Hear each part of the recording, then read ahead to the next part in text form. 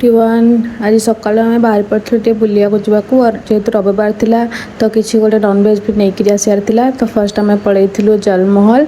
एबे दिन 9टा सकाल 9टा आउ पाग देखु के पूरा अंधार करके रखी तापर आम ब्रेकफास्ट कर कड़ी कचौरी तापर यही पहाड़टा जो देखते ये भी आम जबार प्लान थिला कि जेहेतु वर्षा बहुत जोर उठे तो भाविलु कि नाई रिटर्न कर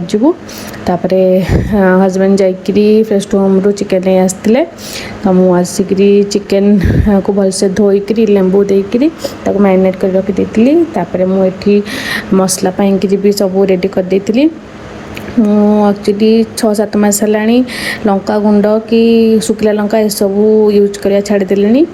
तो मैं खाली कंचा लंका और ब्लैक पेपर ही यूज करे राग पाई सब गोले गाड़े बसई देती जेहेतु टाइम कम थिला ता भीतर मु गाधे पाधे ठाकुर पूजा करी पुओ को खुआई देकरी